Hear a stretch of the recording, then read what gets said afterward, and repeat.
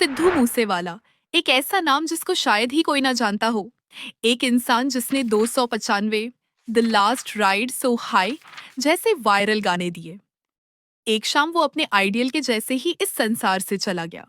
दोस्तों, 29 मई 2022 शाम के 5:30 बजे थे। पंजाब के मानसा जिले में एक छोटा सा गांव है, मूसा। यहीं से एक गाड़ी निकलती है और उसमें बैठा था सिद्धू मूसेवाला, जिसे करोड़ों लोग सुनते थे, गुनगुनाते थे, फॉलो करते थे। बस कुछ ही किलोमीटर आगे गया होगा कि रास्ते में दो गाड़ियां आकर उसे घेर लेती हैं और अगले ही पल चारों तरफ से बस गोलियां ही गोलियां। कुछ मिनटों में ही पूरे देश में एक ही खबर फैल जाती है, सिद्धू मूसेवाला की गोली मारकर हत्या कर दी गई। अब सवाल यही उठता है ना कि यार 28 साल की उम्र में दिन के उजाले में इतने बड़े स्टार को आखिर किसने मारा और क्यों मारा।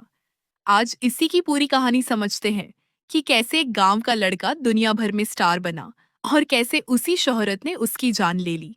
चलिए शुरू से चलते हैं। 11 जून 1993 को मानसा के मूसा गांव में एक बच्चा पैदा होता है। नाम रखा जाता है शुभदीप सिंह सिद्धू। पापा फौज से रिटायर्ड थे, मम्मी घर संभालती थीं। बचपन से ही इस लड़के को गाने का शौक। स्कूल के जितने भी सिंगिंग कंपटीशन होते, वो हर एक में हिस्सा लेता। और इसका आइडल कौन था पता है? अमेरिकी रैपर टुपाक शकुर। वही टुपाक जो अपने गानों में समाज के मुद्दे उठाता था और सिर्फ 25 साल की उम्र में गोली मारकर मार दिया गया था। शायद उस वक्त शुभदीप को अंदाजा भी नहीं होगा कि आगे चलकर उसकी अपनी कहानी भी कुछ कुछ वैसी ही बन जाएगी। खैर, इंजीनियरिंग पूरी करने के बाद 2016 में ये आगे पढ़ाई के लिए कनाडा चले जाते हैं। पर दिल तो म्यूजिक में ही अटका रहता है। यहीं इन्होंने पंजाबी फोक और हिप हॉप को मिलाकर एक बिल्कुल नया स्टाइल बनाया और अपने गांव मूसा का नाम अपने सरनेम सिद्धू के साथ जोड़ लिया। बन गए सिद्धू मूसेवाला। 2017 में सो हाई सॉन्ग आता है और रातों रात ये स्टार बन जाते हैं। इसके बाद तो एक के बाद एक हिट गाने आते ही चले गए। इंटरनेशनल चार्ट्स तक पहुंचे, अवार्ड्स मिले। पर जितनी तेजी से फेम बढ़ रहा था, उतनी ही तेजी से विवाद भी पीछे पीछे चल रहे थे। देखिए, इन पर आरोप लगने लगे कि इनके गाने हिंसा और हथियारों को ग्लोरीफाई करते हैं। मई 2020 में एक वीडियो वायरल हो जाता है जिसमें ये पुलिस वालों के साथ AK-47 चलाते दिख रहे थे। बवाल इतना बड़ा होता है कि 6 पुलिस वाले सस्पेंड हो जाते हैं और खुद सिद्धू पर आर्म्स एक्ट में केस दर्ज होता है। 2 महीने बाद जमानत मिल जाती है, लेकिन बस यहीं से एक ऐसा दौर शुरू होता है जो इनकी आखिरी सांस तक साथ नहीं छोड़ता। कुछ और गाने भी विवादों में घिरते हैं। कहीं किसी ऐतिहासिक शख्सियत को गलत ढंग से दिखाने का आरोप, तो कहीं अलगाववाद को बढ़ावा देने का। कुछ गाने तो भारत में बैन तक हो जाते हैं। पर सच बताऊं, असली खतरा अभी शुरू ही नहीं हुआ था। 2021 आते आते पंजाब में गैंगवार अपने पीक पर था और सिद्धू मूसेवाला का नाम एक गैंग से जुड़ने लगता है। दूसरी तरफ लॉरेंस बिश्नोई गैंग से जुड़े एक नेता की दिन दहाड़े हत्या हो जाती है। जांच में पता चलता है कि इस हत्या में सिद्धू के मैनेजर का भी हाथ था और जैसे ही जांच शुरू होती है, वो देश छोड़कर भाग जाता है। बस यहीं से लॉरेंस बिश्नोई की नजर सिद्धू मूसेवाला पर टिक जाती है। कहते हैं धमकी भरे कॉल आने लगे थे, पर सिद्धू डरने वालों में से नहीं था। तिहाड़ में बंद लॉरेंस बिश्नोई इस पूरे काम की जिम्मेदारी अपने एक करीबी को सौंप देता है, जो कनाडा से बैठकर पूरा नेटवर्क चलाता था। और यहीं से शुरू होती है एक बेहद खौफनाक साजिश।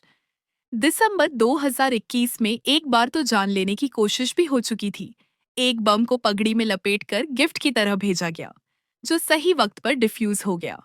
पर चुनाव नजदीक थे, सिद्धू को भारी सुरक्षा मिली हुई थी, तो हमलावर बस सही मौके का इंतजार करते रहे। फिर चुनाव होते हैं और सिद्धू मूसेवाला हार जाते हैं। इसके थोड़े ही समय बाद राज्य में सत्ता बदलती है और नई सरकार VIP कल्चर खत्म करने के नाम पर सैकड़ों लोगों की सुरक्षा घटा देती है, जिसमें सिद्धू का नाम भी था। और ये खबर सोशल मीडिया पर खुलेआम आ जाती है। बस, हमलावरों के लिए यही वो मौका था जिसका वो हफ्तों से इंतजार कर रहे थे। पहले कई बार कोशिश नाकाम हो चुकी थी। पीछा करने के बावजूद मौका हाथ से निकल जाता था।